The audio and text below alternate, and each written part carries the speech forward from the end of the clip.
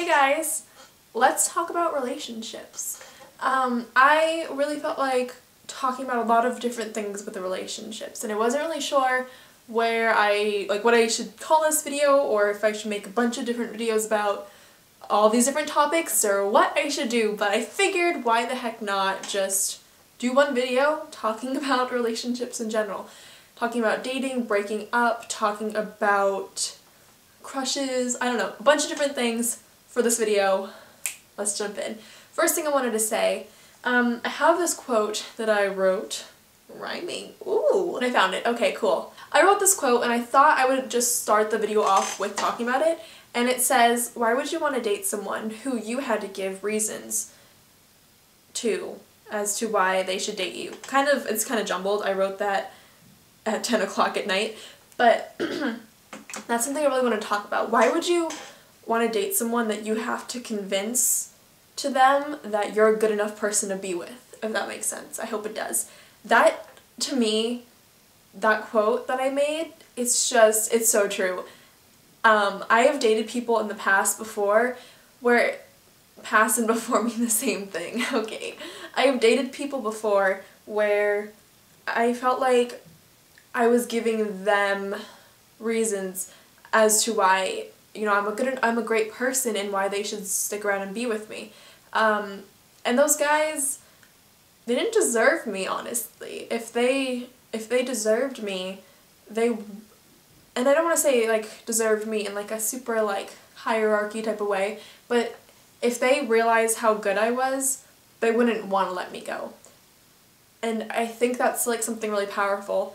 And if you're a good person, you know, if you're who you are and people still don't get it, it's their loss. And I think that's the biggest thing to take away from this video, is that if people don't appreciate you enough, why would you want to be with them? Why would you want to be with someone who doesn't completely grasp how amazing you are?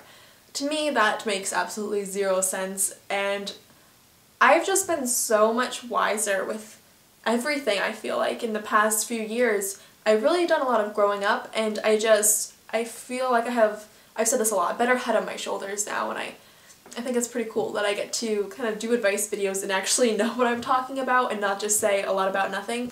As for crushes and dating and all that different stuff, especially in high school, there's a lot of pressure to date someone, to always be with someone, and I never felt the pressure to be with somebody. I just felt like,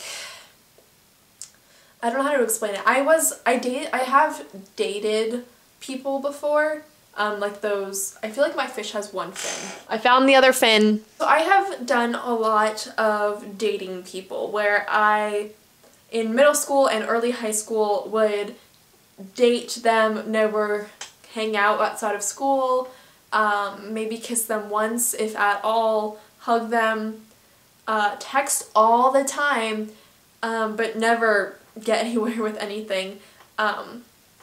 So I don't consider those real relationships to me, but I've had also a few legit relationships in my time, and I've really come to realize that there's no point in having those like little fake relationships. And I know they would be fake in a different way because I'm older now, and they wouldn't be like junior high, but they would still be that type of element. Like, I'm just not gonna do those stupid things with guys just so I don't feel alone, which I feel like that's a lot of the reason why people are hopping from one person to another, is because a lot of people aren't secure enough in themselves to just step back and be by themselves and to be alone. I feel like this person before that I have dated, right after we broke up, went on Tinder. Like, super classy. There should not be a pressure from yourself or from other people that right after you break up with someone you have to find somebody else to hug and to kiss and to hold. There's no reason. Some people also do that as a way to move on and trying to ignore their feelings and just throw themselves into other situations because they can't deal with it, and that's also really sad. I think you have to deal with the breakup or deal with the letting go of somebody, you know, might not even be a real relationship if you're just kind of like fizzling out. You gotta deal with that. I watched a video a few days ago, and this girl said I love her, I love her videos, but this thing that she said kind of was like, I don't think so. She basically said that have one day to get over somebody and then just move on completely. If it was a legit loving relationship, or even one that just caused a lot of damage, either way, if it was full of a lot of love or a lot of negative things, you can't get over that in a day. You know, you have to take time for yourself, because if you give yourself the time in the beginning to get over it, it's not gonna haunt you for months and months, maybe even years, you know, whatever. It might be a little overdramatic, haunting you, but haunting you. But, you know, like, it's not gonna eat at you for that long if you just deal with the emotions when they're in front of you, and then you move on from them, and then you're, like, completely good and fine. That's just my own opinion. People, apparently like her, have other opinions, and if that works, totally, that's something to look into, I guess, if you're going through something right now. But that's just not how I feel. I feel like you should don't dwell on your sadness every single day for the rest of your life, clearly. Just give yourself some time. I also watched this other girl, Ashley Elizabeth, I love her, and she says set a time limit. Give yourself 2 weeks or something to get over this person, or however long you want to give yourself. And then after that time period happens, stop crying, stop eating ice cream in bed, stop watching super sad movies and hugging your dog, and, like, you know, get back out there and maybe not date someone, but hang out with friends and be actually outside of your comfort zone. But if you know her, you know why that's funny.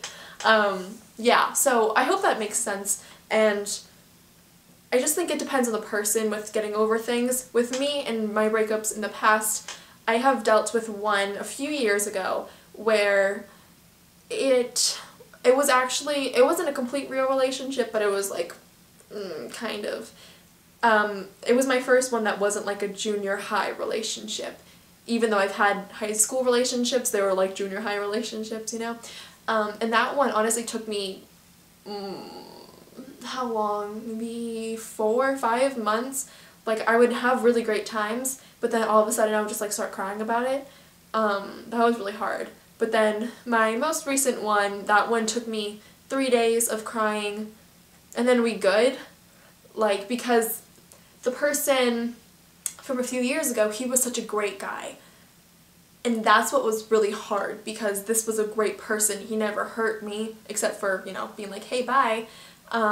He never was mean to me, and he never, like, made me feel bad about myself, was manipulative or anything like that. So that's what I guess made it harder, was because he was such a great guy that losing him was like, but when you lose someone who's a little bit more, that makes getting over him so much better, because you're kind of, you already have so many reasons as to why the relationship didn't work or shouldn't work or anything like that. And I've also mentioned this in my Dating Manipulative Guys video, which if you want to see, check it out. I love doing relationship videos. I think they're kind of fun. But, you know, people can apologize for their behavior, and I think that's really important. If someone apologizes for what they did to you, that takes a lot, first of all. If someone's gonna come up front and be like, hey, sorry I hurt you, even, I don't know, I just think that takes a lot. So if someone does that for you, no matter if he cheated on you or hurt you or manipulated you or, I don't know, anything like that, if someone can come up front and apologize and genuinely mean it, I think that means so much. And if someone were to do that, I think you should accept it and then, you know, see where it takes you from there. That is something I truly believe in, forgiveness, 100%. My camera wants to be like, hey, bye, hold on. I had to fix things on my camera because it was like, hey, Brooke, you're talking too much. So we're back. Yeah, I think forgiveness is really important in relationships and in the aftermath of a relationship, I guess. Also, this is really random. This guy was kind of flirting with me a few days ago, and my friend was there, and after it happened we talked about it, and he was like, oh, like, do you like him now because he was flirting with you? And no. I just want to talk about that a little bit, I guess. The thing is, I know of a lot of people who like someone, not know of them, but I know in general, a lot of people like someone because that person likes them. And I think that's just not cool. It's not good for you because you're putting time into something that you don't really care about or you don't really think is going to go anywhere, but it's just something to do. Or two, you're wasting their time and their energy and their emotions, and that's just kind of rude. I don't really get that. I don't know, maybe if you kind of like someone and then when they show interest that like sparks it up because it's like, okay, this could go somewhere, that's completely different. Also, the rejection part of relationships. When you ask someone out and no. This happened a few days ago to somebody I know of, and it just kind of sparked up my thoughts about this. High school is very hard to get rejected in, I think, or to go, yeah, to get rejected in, because everyone around knows each other. Everyone, well, if you know your grade or whatever, people know each other, people know of the person who asked and the person who rejected, and I just think that that is a really tough situation, and I felt so bad for the kid who got rejected. I've actually heard of quite a few rejection stories in my high school years, and my junior high years even, and rejection is kind of, it's a difficult thing to go through, but I think it's how you handle after either you were rejected or or you rejected someone. I think that says a lot about your character. If you get rejected, like this poor kid, I feel so bad. That really shows if you're like just gonna be kind of just being yourself, not letting it faze you. I think that says a lot about who you are, and it's kind of interesting, I guess, to see how people bounce back from the situations. And if you reject someone, if you're not walking around talking about it and be like, hey, I just rejected this kid, you're like, oops, it's so funny.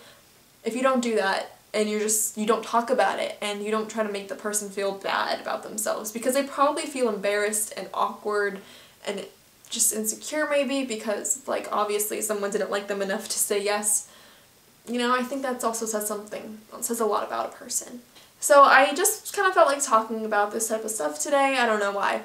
I love talking about relationships and happiness and things like that. Just know that you are worth 100 million thousand a million gajillion .5000001 million dollars. That is a really intense number. It doesn't exist, but like then again, numbers are infinite, but like, you know what I mean. You're worth so much more than having to feel like, I always want to talk about this, okay. You're worth so much more than having to settle with someone or just be like, well, this is good enough. Or, you know, he's nice to me sometimes. Or, I'm just dating this guy just because he asked me out. Or anything like that. You're worth a lot more than that. And you deserve to be happy no matter how long it's going to take. And if you're a great person, like I'm sure all of you are, it won't take that long because you're beautiful and you're great. So just remember that, and I love you. Please be sure to subscribe, thumbs up, and all that jazz, and I will see you guys in my next video. I'm yawning! Hey, email. Let's check my email. What else do I want to talk about?